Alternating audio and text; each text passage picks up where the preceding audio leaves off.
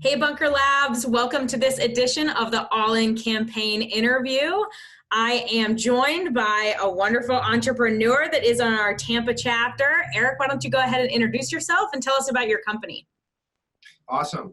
My name is Erik Maltais. I'm a city leader of Tampa with Bunker Labs, and I'm also a entrepreneur where I have a software company where we focus on training surgeons through virtual reality.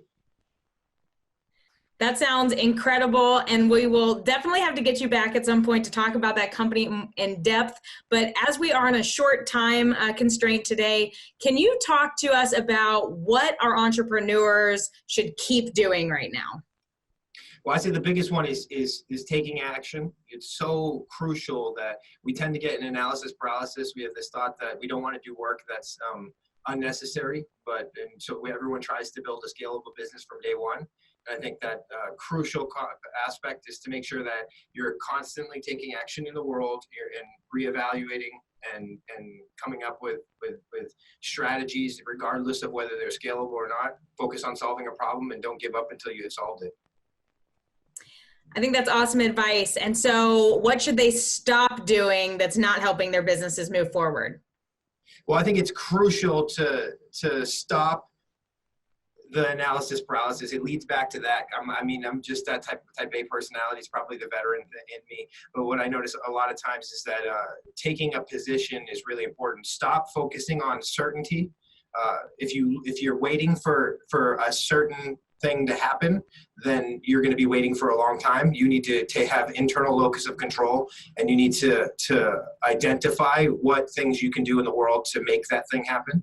You have to believe that it's going to be possible and just continue to take action. So stop analysis paralysis. I think that's good advice, and relating everything back to that as well, of just keep moving forward regardless. And this is a new kind of environment. So what can they start doing that will be beneficial for their business for the long run?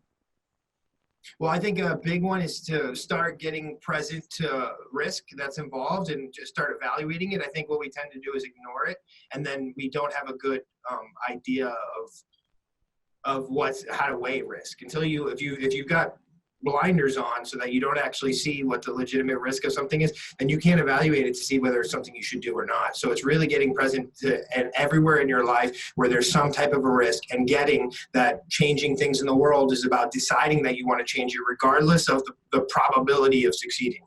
And just that's super crucial. I think that and then another one too, I think is really important, is to get present to the fact that you don't live in a vacuum, and that it's impossible to do this stuff by yourself, and that your success is your ability to enroll others in your vision, and that your main goal with any problem, with any big vision, is to get in front of everybody and enroll them in what you believe and what you see. If you can get 100 people to share your vision, you're probably going to make a dent in it. If you can get 1 million people to roll in your vision, then you're going to make some serious changes. If you can get the world, then there's no way to lose. I love that point too, as we are talking about a lot of customer discovery, as well as, talent acquisition and stuff like that in the digital space right now. So thanks for sharing that. And, what are some resources, or a resource in particular, that you would suggest to entrepreneurs that they can dig into right now to move their business forward, or to help them on their entrepreneurial journey as their business is built? Well, I would recommend, depending on what stage you are, there's a few different tools that I would recommend. One is Lean Canvas. If you're at an earlier stage and you're really trying to get an ideation, don't let anybody tell you to build a 50 or 60 or 100-page business plan. That is ridiculous. It's going to change in more, or at least that's my opinion.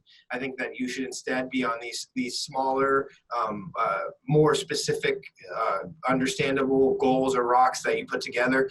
And the second piece of advice is, if you're at a later stage and you've already started to find some product market fit, and now you're in the looking for investment aspect and enrolling people to not only believe in what you're doing, but to take risk based upon what you've shown them and your ability to execute on your vision. And I think that requires you to have a level of sophistication.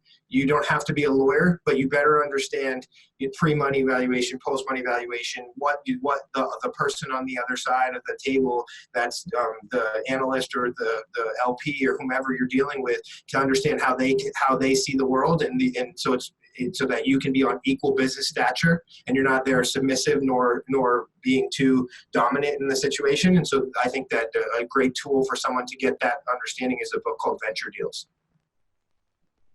Awesome. And we will be sharing the links to those books below in the comments. Erik, thank you so much for your time and for sharing these quick pieces of advice that we can all put into action.